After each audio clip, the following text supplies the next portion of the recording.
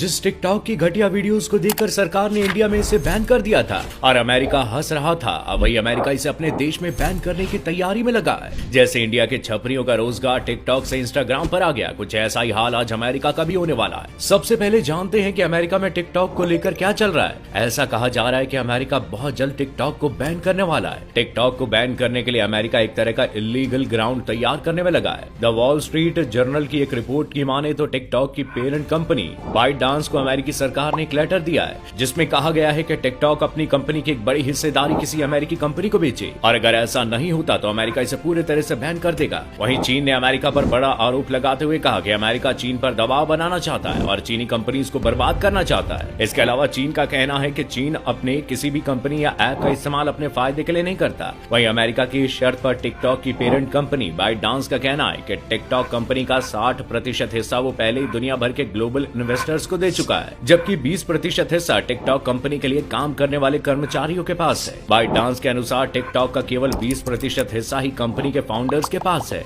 ByteDance ने सफाई देते हुए ये भी कहा है कि 2012 में बनी इस कंपनी की वर्किंग पूरी तरह से ट्रांसपेरेंट है। वो अपने किसी भी यूजर की इन्फॉर्मेशन चीन या किसी और देश की गवर्नमेंट को नहीं देगी। लेकिन अमेरिका ने यह साफ कहा है कि अगर बाइटडांस टिकटॉक का एक बड़ा हिस्सा किसी अमेरिकी कंपनी को नहीं बेचती है तो पूरे अमेरिका में इस पर बैन लगा दिया जाएगा। आपको बता दें कि भारत में जून 2020 में इस ऐप को बैन कर दिया गया था। नरेंद्र मोदी की गवर्नमेंट ने भी देश की सेफ्टी और सिक्योरिटी का हवाला देते हुए इस चाइनीज ऐप को बैन किया था। इंडियन गवर्नमेंट का मानना था कि टिकटॉक इंडियन यूजर्स का पर्सनल डेटा चीन की सरकार के साथ शेयर कर रहा है। दूसरी तरफ हाल ही में गुरुवार की सुबह ब्रिटेन ने भी टिकटॉक पर अचानक बैन लगा दिया, लेकिन इंग्लैंड में अभी भी ये पूरे तरीके से बैन नहीं हुआ है। इंग्लैंड सरकार के जितने भी नेता मंत्री या फिर जितने भी सरकारी अफसर या सरकार के लिए काम करने वाले लोग हैं, उनके लिए इस ऐप को अपने फोन से हटाना मैंडेटरी हो चुका है। कैबिनेट मिनिस्टर्स, ऑफिसर्स, यहाँ तक कि विपक्ष का भी कोई नेता या मंत्री अब इस चाइनीज ऐप का इस्तेमाल नहीं कर सकेगा। ब्रिटेन ने सख्त होते हुए कहा है कि हर किसी को इस ऑर्डर को तुरंत मानना ही होगा।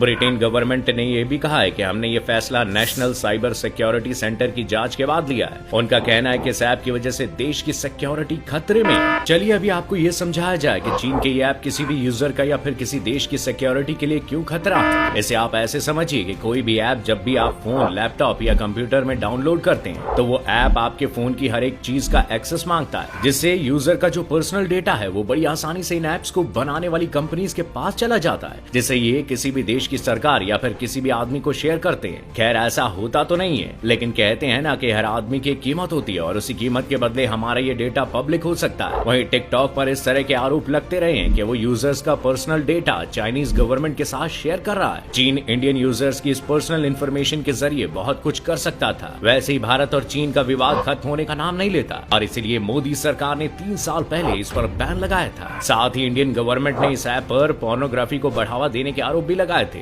इंडिया में इस ऐप को बैन करने के ऊपर बात करें तो भारत में सबसे पहले मद्रास कोर्ट ने इस ऐप पर बैन लगाया था, जिसके बाद सुप्रीम कोर्ट ऑफ इंडिया ने जांच में दोषी पाए जाने पर इसे बैन कर दिया था। आपको जानकर हैरानी होगी कि भारत में बैन होने पर इस ऐप को रोज 3,500 करोड़ का नुकसान हुआ था। अकेले भारत के इस ऐप में करीब 24 करोड़ यूजर से। बैन के वक्त टिकटॉक इंडिया के सीईओ ने सफाई देते हुए कहा था कि हम भारतीय कानूनों का पालन कर रहे हैं। भारतीय कानूनों के तहत हम हमेशा से डेटा प्राइवेसी और सुरक्षा नियमों का बहुत अच्छे से पालन करते आ रहे हैं। हमने चीन या फिर किसी भी देश की सरकार के साथ भारतीय यूजर्स की कोई भी जानकारी शेयर नहीं की है और न ही भविष्य में हम कभी ऐसा करेंगे। हम यूजर की प्राइवेसी की अहमियत को समझते हैं। इस ऐप को बैन करने के लिए साल 2020 में भारत के कानून में एक नई आईटी धारा जोड़ी गई थी, 69A। इस कानून के तहत देश की संप्रभुता, एकता और सुरक्षा के हित में अगर सरकार को लगता है कि किसी ऐप या फिर किसी रिसोर्स पर बैन लगाना चाहिए तो वो किसी भी कंप्यूटर रिसोर्स पर रोक लगा सकती है। और इस धारा के अनुसार कोई कंपनी इस ऑर्डर को नहीं मानती तो उसके अधिकारियों को 7 साल की जेल भी हो सकती है और जुर्माना अलग। और इसी धारा के तहत भारत सरकार ने इस पर बैन लगाया था और ऐसा ही एक फैसला ब्रिटेन में भी लिया जा रहा है। टिकटॉक को बैन करने के ऊपर उस समय जो बातें भारत ने टिकटॉक को लेकर कही थी, अब सारे देश उसे फॉलो करते दिखाई दे रहे हैं, लेकिन उस समय भारत की बहुत आलोचना हुई थी। दुनिया भर के देशों का कहना था कि भारत चीन को दबाना चाहता है। ऐप को बैन करने से क्या हो जाएगा।